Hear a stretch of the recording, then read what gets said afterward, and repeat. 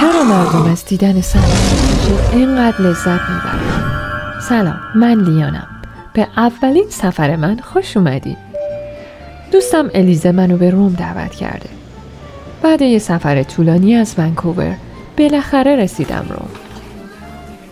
کلی با هم خوش گذروندیم و رومو گشتیم.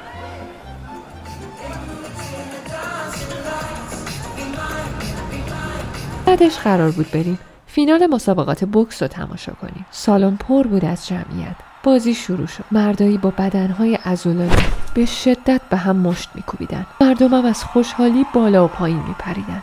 اما چرا مردم از دیدن این صحنه‌های خشن لذت میبرن؟ همیشه همینطور بوده؟ حتی توی گذشته؟ بیاین برای جوابش به روم باستان بریم. به کلوزئوم خوش اومدین. بزرگترین آمفی‌تئاتر دنیای باستان.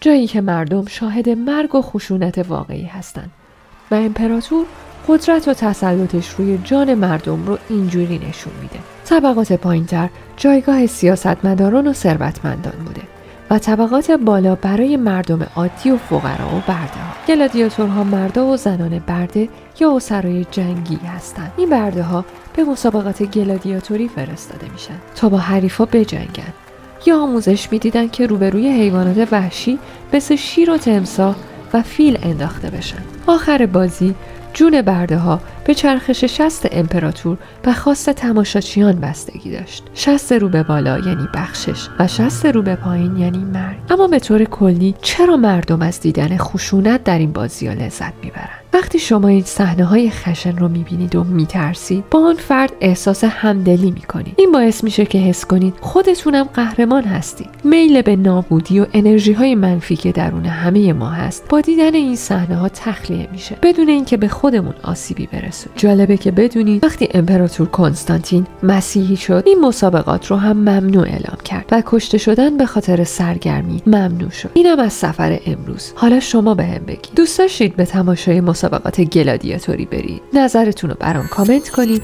و منو به دوستانتون معرفی کنید تا تو سفرهای بعدی با هم همراه باشیم.